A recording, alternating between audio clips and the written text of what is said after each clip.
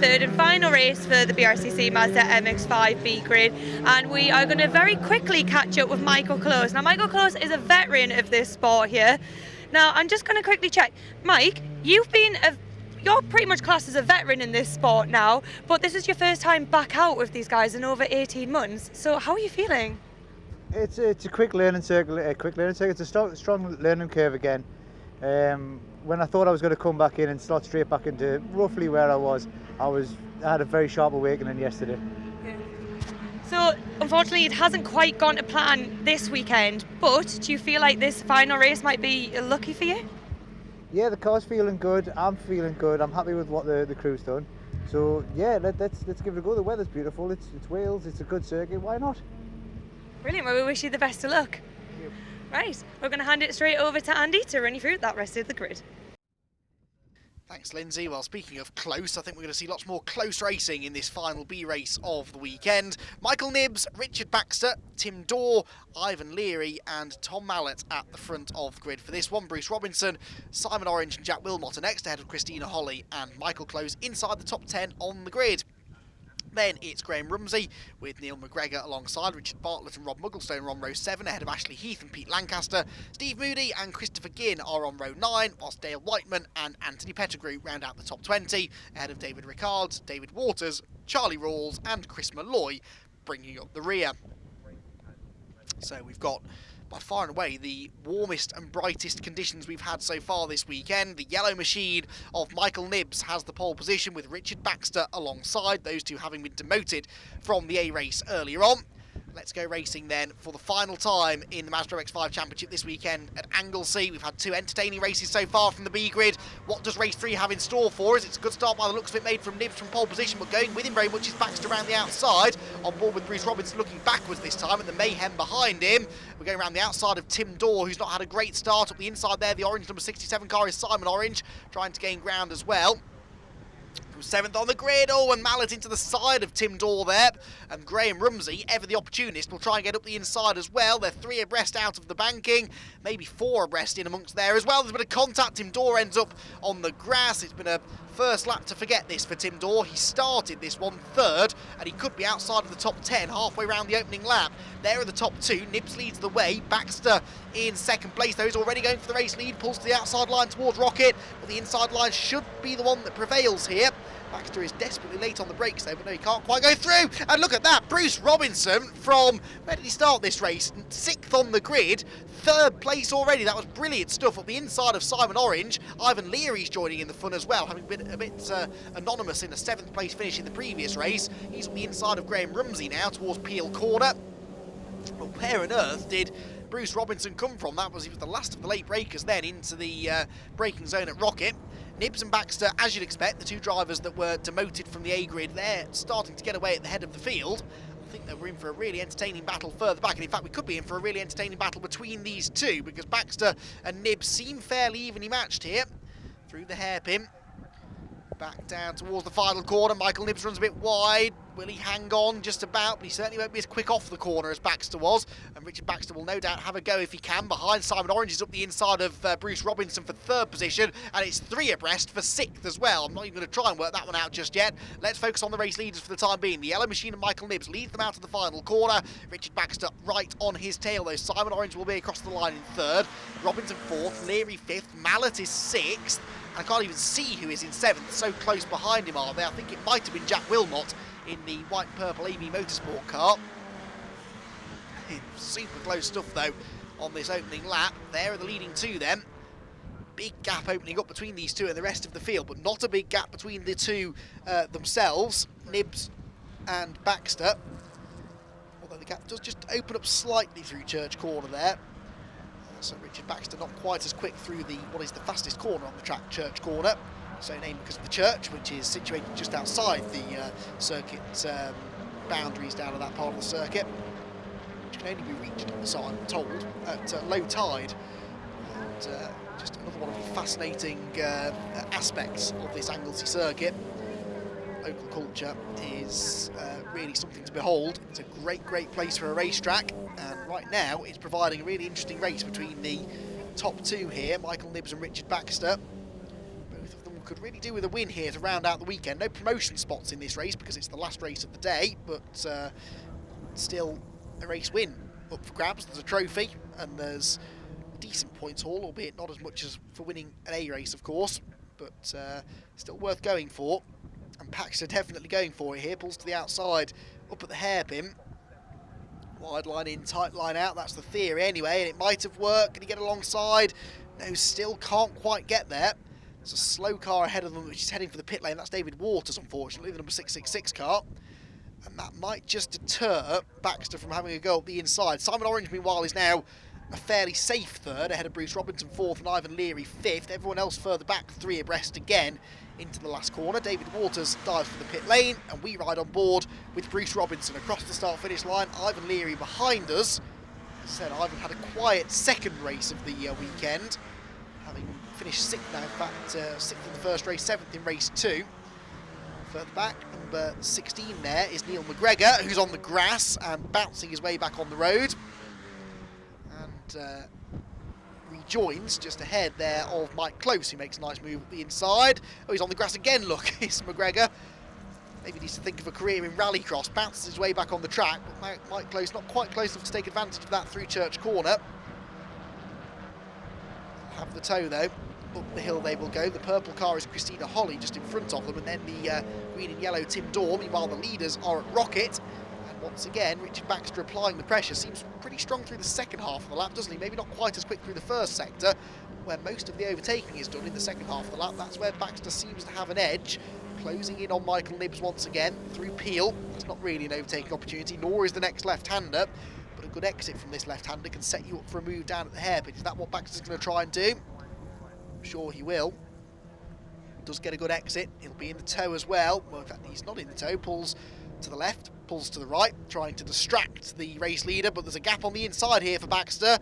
And what was possibly his best opportunity that's been presented so far is taken, but will he be able to make it stick?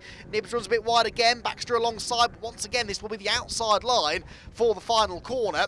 And I don't think Baxter wants to take that risk, not just yet anyway. So Nibbs hangs on.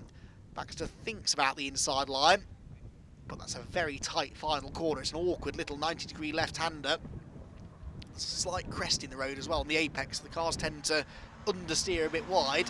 Difficult to run side by side through there sometimes, and if you don't get it right, you lose so much momentum down the pit straight that you can spend the next lap or so trying to regain the lost ground. So Baxter thinks better of it, waits for a better opportunity to present itself maybe. Through the banking.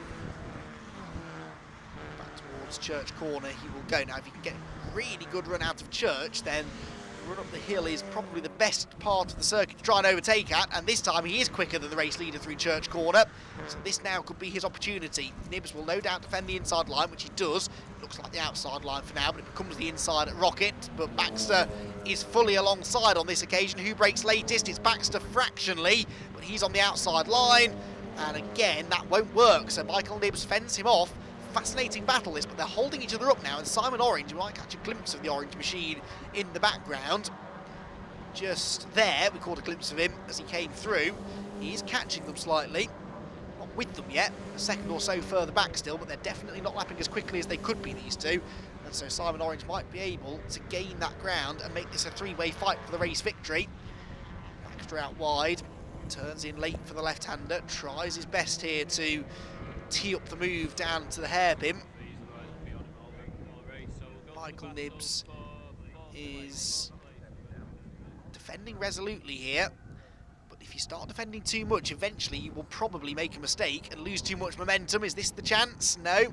Still gets good traction off the corner there, despite running out onto the curbs, but Baxter might be a bit closer this time than he was a lap ago. Does he fancy the move up the inside? Oh, he's so tempted, isn't he, but just doesn't dare go for it just yet. There's Orange in third, Robinson fourth, Leary fifth, sixth place for Jack Wilmot. His best finish so far this weekend. He was 11th in the previous race, and he was 9th in race one, so that would be his best finish of the year so far, certainly of the weekend anyway. There he is, the white and purple car catching those two actually. Fourth and fifth then we're watching here. Fourth place Bruce Robinson, fifth place Ivan Leary, a bit wide over the curb there. Looks to the outside again at the banking. Will he go right round the outside? No, he's going to try and use the gravity from the banking there to cut down to the bottom and get a run towards Church Corner, which might work. Robinson was a bit scrappy over the curb. Leary's not really close enough to get fully alongside, but that's definitely allowed Wilmot to close in. Wilmot will now have a double slipstream up the hill in the tow. What can he do about them then? Up through the gears they go. You can see the slipstream starting to take effect there, allowing Ivan Leary to close and draw alongside Bruce Robinson. And where does Wilmot go? We're on board with Robinson. To our right is Leary and also Wilmot. They've both gone to the outside line. Leary's a bit sideways though. Ooh, gathers it together. Bit of contact. Almost anyway as they rejoin the track. Ivan Leary still on the inside line though. Just can't quite do it. So Bruce Robinson again fends him off. We saw him having a similar battle to this with Graham Rumsey in the previous race, where they swapped positions endlessly before Rumsey tangled with Mike Close. This one, it's Ivan Leary and Jack Wilmot that he's got as playmates. There is Ivan Leary. Over the curb. A bit slow off the corner as a result, and so Wilmot will pull alongside and clears him before they even reach the braking zone. So it's the AB Motorsport car that's on a move here, but he gets a bit sideways into the hairpin. Clearly he was on the limit of braking ability there to make it stick, but he did make it stick. It was a nice move, and he's into 5th position now then for Wilmot. Not had a top 5 yet this year as far as I'm aware, even in a B race.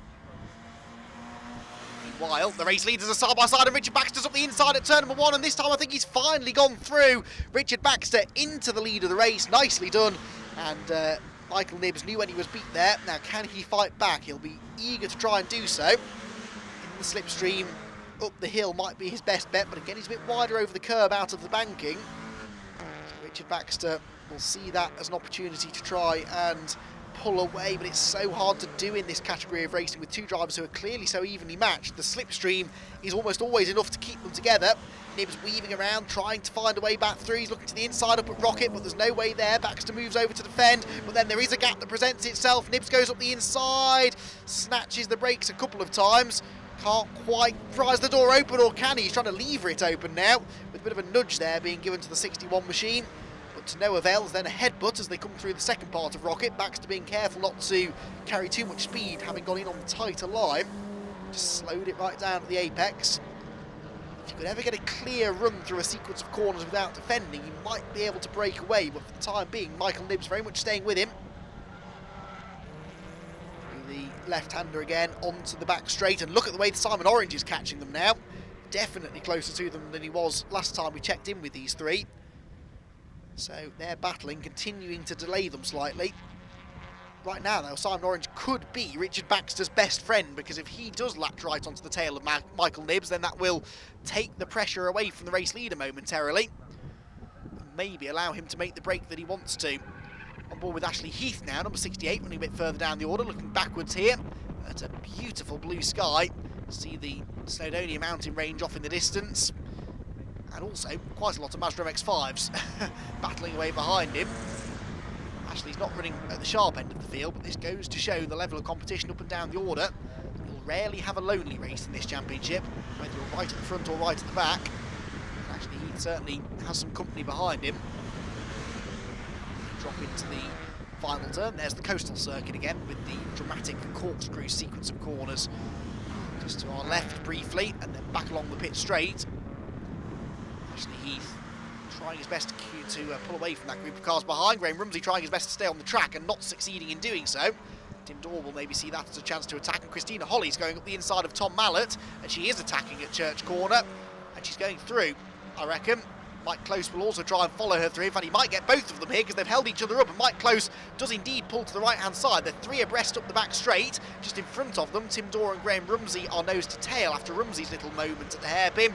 And Dorr almost into the back of him as they hit the brakes. Now, what's going on behind? That's what I'm interested to see. Did Mike Close make that double move stick? Might see in a moment as they pan around through the hairpin at Rocket. And who appears behind? It is Mike Close, so he's got past both of them. Nice move there. Read that situation well, saw the battling. Oh, and Tim Dorr and Graham Rumsey getting into each other again. It's getting a bit physical now, these two. Handbags at dawn between Graham Rumsey and Tim Dorr, and Tim can't really get this done cleanly, and he's now started to make a bit of contact. Mike Close joins in as well. Says, I want a bit of this fun. Gets up the inside. Slow off the corner, though, so Christina Holly fights back again. fantastic racing this has been, and it's been the same culprits in all 3 races, hasn't it? It's been the likes of Christina Holly, Mike Close, Tom Mallet. They've been involved in all of the best battles this weekend, be it in the wet yesterday or the dry today. They may not be fighting for promotion spots, but they're having a really good time. No doubt enjoying the battle. Holly up the inside now into the final corner. Can she go past Mike Close? No, she can't. So Mike fends her off. Now sets his sights firmly on the rear of the Tim Dorr machine in front. Tim Dorr was the highest Masters driver on the grid, but Ivan Leary is now the Masters leader in this race. For drivers over a certain age, lots of them who choose to race in the Mazda MX-5 Championship. They're pretty competitive as well. Some of our overall front runners in the A races are Masters contenders, showing that age is but a number in motor racing, thankfully. But Close, despite being referred to as a veteran of the championship by Lyndsay, is certainly not one of the older drivers out there. But he does have Mazda MX-5 racing experience. So too does Simon Orange in both Mark 1 and Mark 3 machinery, and he's putting that experience to good use now as he applies the pressure to Michael Knibbs, and I think he's about to nick second place away from him. Through Peel, wheel to wheel, the orange machine on the inside is, I think, going to go through. Can Michael fight back again on the inside at the corkscrew? I don't think he can, and so Simon Orange is into second position now, and Michael Knibbs will be frustrated at that because he led for most of the first half of the race. Richard Baxter's not that far away though, so can Simon Orange, maybe with a bit of assistance here from Michael Knibbs, if they work together, can they go back after the race leader? Orange had been catching these two. How much of that was down to their battling and how much of it was down to his increased pace, I'm not too sure. I suppose we're about to find out, because as long as he doesn't have to defend too heavily from Knibbs, we might be able to see him towing the pair of them back up to the race lead. You can see he's not that far away, only a second or so in front as they turn into the final corner now. Back along the start-finish straight once again, onto another lap. Time running out now though, we're into the final third of our final Mazda MX-5 Championship race of the day. And still, the podium position's not quite settled just yet. Simon Orange, despite that overtake, was every bit as quick as Richard Baxter on the previous lap, so if Michael Knibbs leaves him alone, and that is a big if, I realise, but if he does leave him alone, then maybe he could still have a chance of taking a race victory. Through Church Corner, and Knibbs, again, not scared of using the curbs, but that's not necessarily the quickest way through the corner. He does have the slipstream up the hill though to catch him, and he's using that to catch Simon Orange as they go up into the braking zone. A lot of smoke coming from the back of the Knibbs car. I don't think there's anything to worry about there, just on the overrun, but he's not quite late enough on the brakes on that occasion to make the move work. So Simon Orange hanging on, but he's now having to drive slightly more defensively than he'd like to, so maybe his aspirations of winning the race are starting to disappear now. Looks good for Richard Baxter to take the win.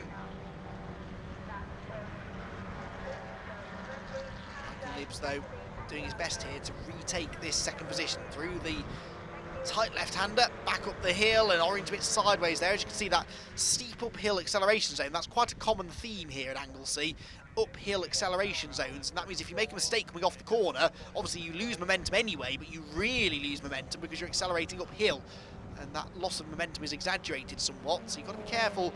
Corner exit is really important here at Anglesey rather than corner entry or mid-corner speed. It's more about coming off the turns well. And Simon Orange did well there to get away with that, actually, after a slightly sideways moment. Get away with it he did. He's heading up to what I believe is now the penultimate lap of the race, still in second place. Now this is Bruce Robinson, who has caught Ivan Leary. And this could be an interesting battle because I believe this might be the fight for the Masters lead as well. Out of the final turn they go. No, beg your pardon, Simon Orange, excuse me, is the leading Master, of course. So this for second place in the Masters contingent. And for a top 10 finish overall as well. Bruce Robinson's provided us with some brilliant onboard footage this weekend. Wasn't so brilliant in race 1 when he clattered into a stationary car coming out of the final corner, but since then, it's been great entertainment to watch. 26 there coming through.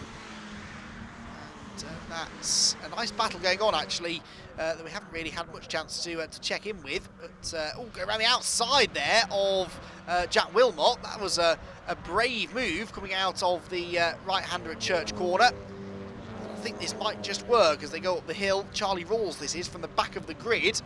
And I think he's going to make that one work. No, he's not. Jack Wilmot is not one to back out of a fight, is he? We've seen that this weekend. And he indeed is not going to let Charlie Rawls go through, but Rawls is back up the inside now. Does seem to have a better handle of that car. Can he make it stick and peel? No. Still not to be beaten is Jack Wilmot. Carries a lot of speed through the turn, knowing that even if he runs wide on the exit, the next corner is a left-hander anyway, and so he can defend into that one. And now he's backed Rawls up into Ivan Leary and Bruce Robinson, so Charlie can't just concentrate on attack, he's got to defend as well. Meanwhile, second place battle still ongoing, Simon Orange and Michael Nibbs, but you can see the way that Richard Baxter is pulling away from them now. So they have delayed themselves, and then that fight's going on for fourth place, which is still Wilmot fourth, but Rawls wants that fourth place away. He's got one more lap to do it there because the last lap board goes out for the race leader. Second place is still very much up for grabs as well. And so too, the four-way fight for fourth position. So lots to watch here on the final lap of the race. There's Simon Orange then, second position. Michael Nibbs behind him in third. As I said, we'll be a bit disappointed to have lost some positions from where he was in the first half of the race, but still a podium finish would be a really nice result for Michael, who again we've seen towards the sharp end quite a lot this year in these B races. Particularly Pembrey, I seem to recall. Can he get a second place finish from this one though? That's the question. It's going to be a bit of a tough ask, but if there's even half a chance, he's going to go for it. There's Richard Baxter though, the race leader. He's had a pretty faultless drive, bided his time, waited for the move to present itself really, and when it did, he seized the opportunity straight away, got to the inside and went through into a lead that, at least to this point, he's not given up. Still about a third of a lap to go though. Very easy to make a mistake around this circuit, as we've seen. It's caught some drivers out already in this race, but Richard Baxter looking like he's on course for the race victory here in race 3B at Anglesey. The hill he goes. Simon Orange there is still second, Michael Nibbs still third. And then what's going on for fourth place? I wonder if we'll maybe see them for the checkered flag. At last check, it was still 52 Jack Wilmot in front, but Charlie Rawls was giving him a real workover. None of that, though, particularly concerns the leading three, who, as you can see, in very blustery conditions, at least according to that wind turbine there, are going to come home podium finishes at Anglesey. Richard Baxter is going to see the checkered flag first, and he is going to win race 3B here at Anglesey Circuit. A brilliant victory, a well-measured victory it was. Simon Orange comes home second, Michael Nibbs will be third, and they will be your final podium finishers of the day. Jack Wilmot hangs on to fourth position as well, a great result for him. Charlie Rawls fifth, Ivan Leary, Bruce Robinson, Michael Close gets into the top 10 again, ahead of Tim Dorr and Christina Holly to round out the top 10. The fastest lap went the way of the race winner, Richard Baxter, on the final lap of the race as well. And once more, there was only the one non-finisher. David Waters unfortunately retired into the pit lane at the end of the opening lap. Despite that, elsewhere, it was a very clean race and another really entertaining race from the B grid. Massive congratulations. Last race of the weekend in top step on the podium. Can you quickly talk me through that race? Oh, I mean, it was an interesting one. I mean, I got a reasonable start. I'm losing my voice, by the way, so you're going to have to excuse me. Yeah, I got a pretty good start, but not good enough quite to get around Michael. You know, he's obviously been doing this a while because he was just so difficult to get around. So I was just following for laps and laps and laps.